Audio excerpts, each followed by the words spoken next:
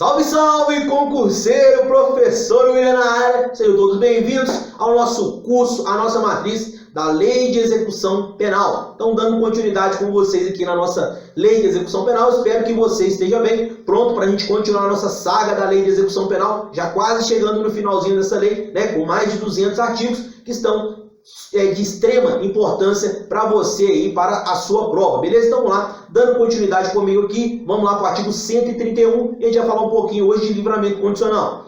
Antes da gente começar a falar de livramento condicional, eu quero colocar para você algumas diferenças, para você não confundir, que são momentos distintos que nós temos entre livramento condicional e liberdade provisória. Então não confunda na sua prova, por favor, livramento condicional com liberdade provisória. São momentos distintos da pena, da aplicação, tá? Então, quando a gente fala do livramento condicional, aqui o indivíduo ele já sofreu uma pena, ele já sofreu uma condenação. E ele vai ganhar esse benefício, né, que é o livramento condicional.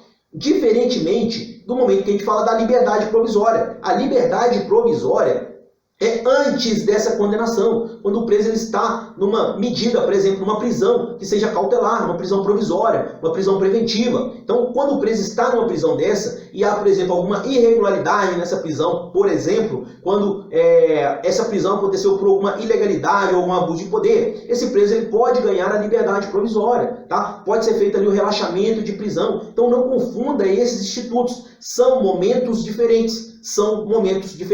Então, o que nós vamos falar aqui hoje é do livramento condicional, quando o preso ele já foi condenado, ele já tomou uma pena e ele ganha este benefício que é o livramento condicional. Espero que você tenha entendido esse ponto aí. Vamos lá então para a nossa letra da lei, para a gente continuar aí fechando a nossa lei de execução penal. Então vem comigo, vamos lá, vamos curtir aqui. O livramento condicional poderá ser concedido pelo juiz da execução presente os requisitos do artigo 83, inciso e parágrafo do Código Penal, ouvido o MP e o Conselho Penitenciário. Então vamos lá. Deferido o pedido, o juiz especificará as condições a que fica subordinado o livramento condicional. Então, serão sempre impostas ao liberado condicional as obrigações seguintes. Quais são as obrigações do indivíduo que está sendo liberado condicionalmente, né? Então aqui, obter ocupação lícita dentro do prazo razoável, se for apto para o trabalho. Comunicar periodicamente o juiz a sua ocupação. Senhores, então isso aqui a gente vai lembrar lá do tal do egresso, que a gente viu lá atrás, né? Lembra do liberado condicional durante o período de provas? Beleza, estamos aqui, chegamos no período de provas. Quais são esses períodos de prova? Está aqui um deles. Comunicar periodicamente ao juiz a sua ocupação. Esse é um período de provas, trazido aqui pela Lei de Execução Penal. Olha lá, não mudar de território da comarca do juiz da execução sem prévia autorização destes, tá? Então são algumas condicionantes que ele tem quando ele se recebe ali o livramento condicional. Poderão ainda ser impostas ao liberado condicional, entre outras obrigações as seguintes: não mudar de residência sem comunicação ao juiz autoridade de incumbência da observação cautelar ou proteção, né? Então, para ele mudar de residência, para ele sair de uma comarca, por exemplo, e morar em outra comarca, ele deve avisar o juiz da execução, porque ele está num benefício. Esse benefício é o livramento condicional, que pode ser revogado. Então ele tem que comunicar a esse juiz que ele está, eu vou mudar de cidade, pedir essa autorização para o juiz, ver se ele autoriza a comunicação dele para ele mudar de cidade. Ele vai lá, comunica ao juiz, eu vou mudar de cidade, então em tal lugar, para mostrar que ele está de boa fé no cumprimento dessa pena, tá? Recolher-se a habitação em hora fixada, então tem o horário certo, nada de ficar para a rua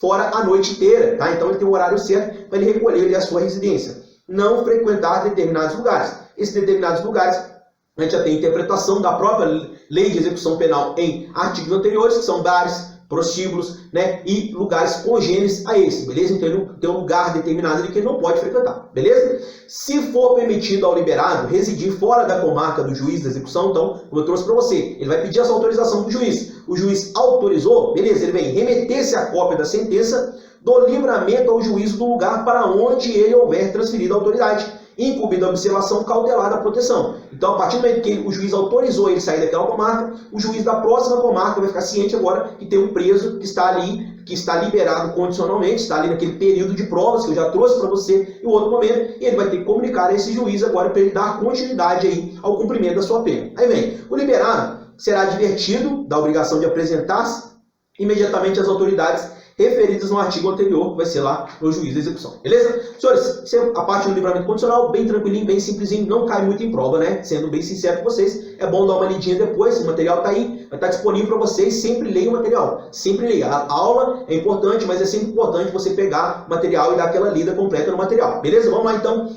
falar um pouquinho da monitoração eletrônica. Então eu já trouxe para você que a monitoração eletrônica é um meio indireto do Estado monitorar esse preso, né? Então não é uma vigilância direta, tá? Essa aqui é a chamada vigilância indireta. Então coloca aqui para você, ó, essa vigilância aqui é uma vigilância indireta. Vigilância indireta.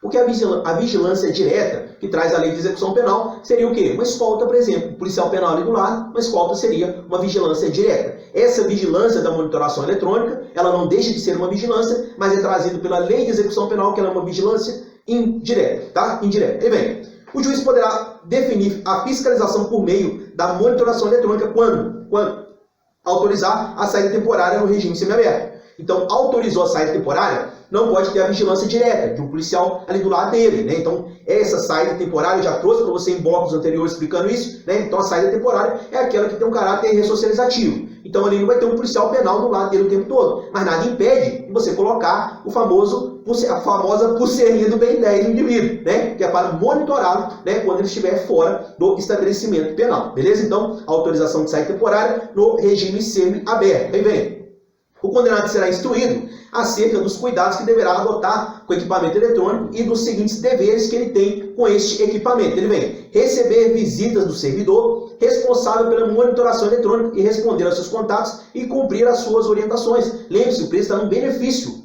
Um deles, exemplo aqui que nós falamos anteriormente, é a saída temporária. É um benefício.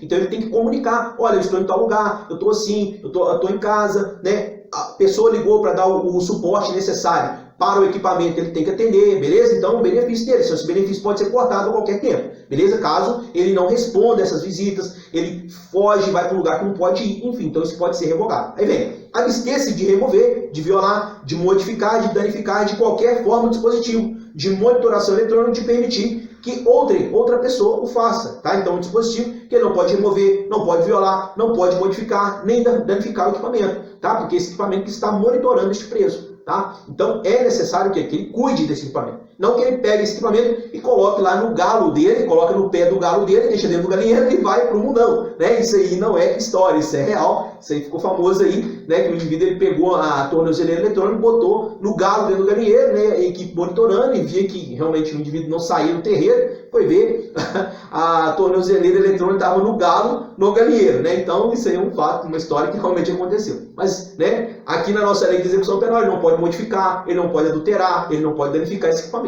Beleza? Vamos lá então.